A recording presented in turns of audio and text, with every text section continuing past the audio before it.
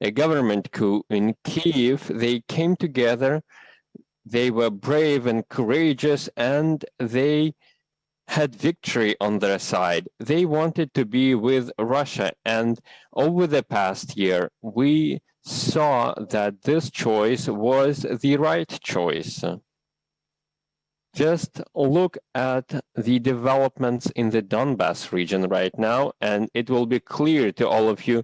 Today, I suggest that we discuss the efforts to strengthen the social and economics sector in the Republic of Crimea and Sevastopol, and what has to be done in the future. Since 2015, we have been consistent in improving the social and economic situation in the peninsula. Until 2025, we expected to allocate over 1 trillion rubles and 375 billion rubles to this effect, and these funds must go towards financing more than 1,000 projects and construction projects, and 1/2 of them have already been completed. We are working on improving the transport infrastructure. We've built a new airport, a state-of-the-art airport in Simferopol. We opened the Crimea bridge, and we are about to complete the construction of Taurida, a state-of-the-art motorway. We are also improving energy supply to the peninsula, and we are introducing new capacity and replacing old stations with the new ones. We have been able to resolve the problem with power outages in residential neighborhoods. We are also working to ensure fresh water supply to Crimea. Right after 2014, we drilled wells and we transported water from the reservoirs to the big communities, and we also work to improve the utilities infrastructure. Everyone is aware of this problem because nothing has been done for decades to solve this issue. We created new water sources. We're rebuilding new water treatment facilities across Crimea, which is also a major challenge and a big issue for Crimea, which requires system-wide solutions. And unfortunately, we need more time to work on solving this issue. We will have much to do to improve transport infrastructure and other infrastructure facilities. I suggest that we extend the program for Crimea and Sevastopol. We planned to complete it by 2027. We plan to complete it in 2025, but now we're talking about 2027 and maybe up to 2030, and to provide it with the required funding. And I would like to emphasize that all infrastructure projects have to be fast-tracked and accelerated. We need to complete as soon as possible the construction of Taurida motorway. I've driven along this road. It is a magnificent roadway, and the last section is almost ready. This is a key section in the entire motorway.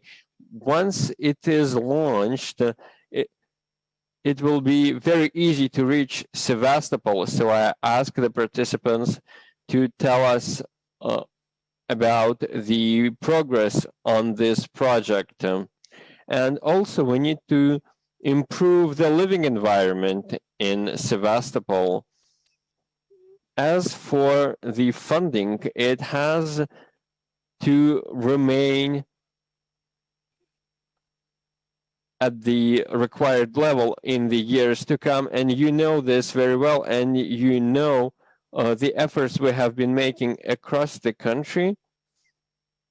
For Crimea and for Sevastopol, it is as important as for the entire country.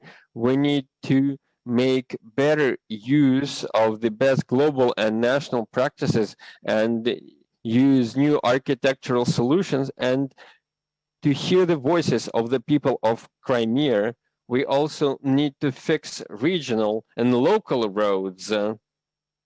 And I had a report this morning that these efforts are underway in Crimea, and the funding that is needed has been allocated and even above the planned amounts, actually better than in the previous years, and the spending has been quite effective. To have a modern road network is a great opportunity for promoting tourism and transport logistics. We also need to work on other infrastructure projects, including housing and utilities.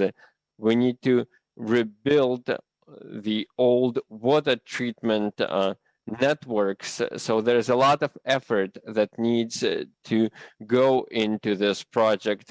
We need state-of-the-art infrastructure. This is a key driver for developing tourism and other new industries for the peninsula. We need to make the best use and to promote private initiatives. I will ask you to report on the incentives and on attracting investment, on developing SMEs, and for creating modern jobs. Of course,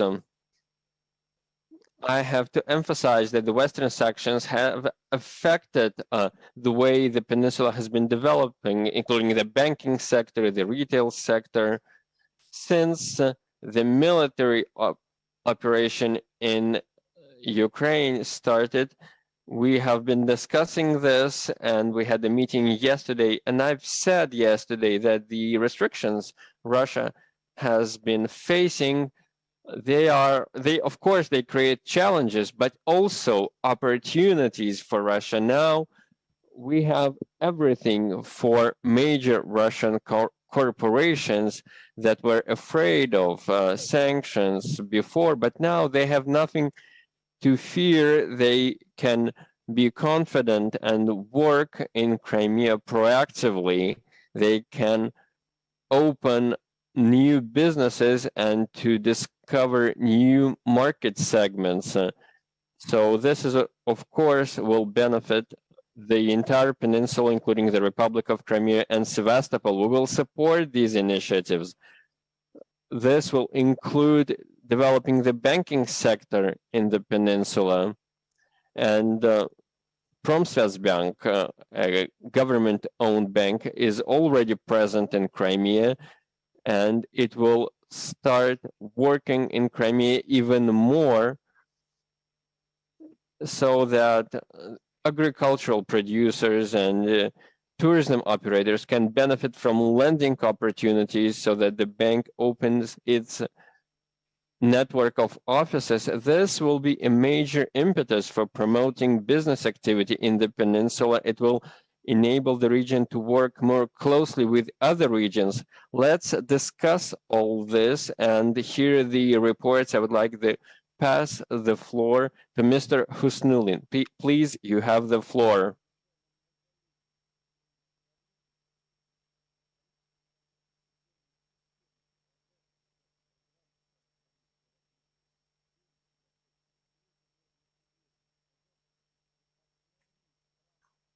Today, we can say in all confidence that the main restrictions the peninsula has been